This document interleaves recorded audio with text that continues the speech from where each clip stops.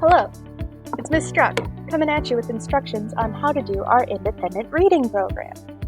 So make sure that before you begin this video, you have with you your book that you are going to read for independent reading, along with some focus and perhaps a pen or a pencil and some paper to take some notes. You can watch this video as many times as you need to, and today we're going to be reviewing all of the things you need to know about our independent reading program, which we will continue to talk about in class, but for now, here are the basics. In this video, I'll be walking you through our independent reading steps. I'll be showing you on paper, but all of the materials you'll need are in Google Classroom. Your first step is to find a book that interests you. There are so many places you can look: the Milwaukee Public Library, the MPS Clever page using Sora or Overdrive.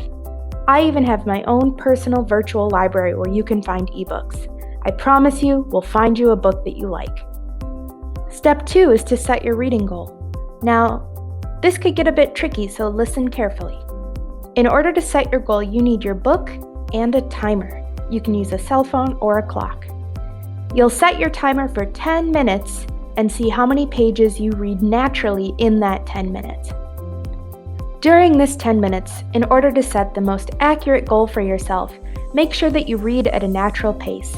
Don't worry about rushing through the pages, but try not to go too slow. Work at your own natural pace. As the timer runs out and the buzzer goes off, remember the number of pages that you were able to read. Now it's time to take the number that you just got, that's the number of pages you could read in 10 minutes, and do a little math. This will help us calculate what our weekly reading goal will be in number of pages. To calculate your goal, take the number of pages you read in 10 minutes and multiply it by 10.5. I read 16 pages in 10 minutes.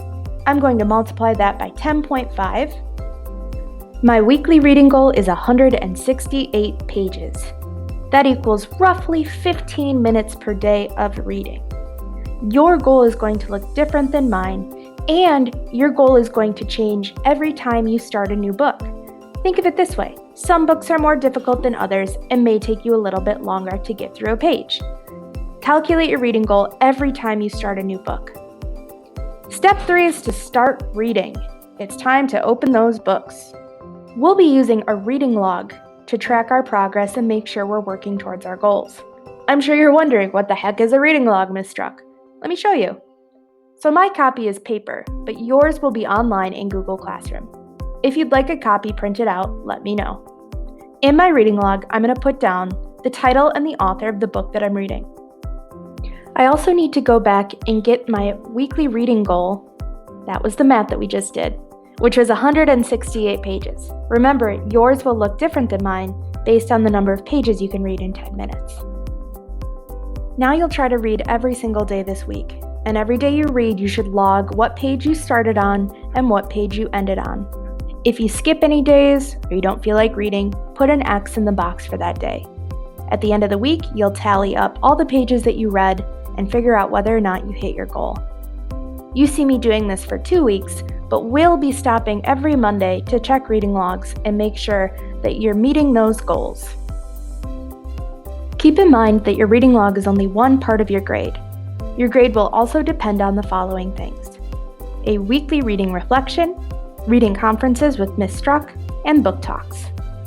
If you have any questions or you're feeling confused, please don't hesitate to reach out for help. You can contact me via email, stop by my office hours, or message me on Remind. Happy reading, everyone!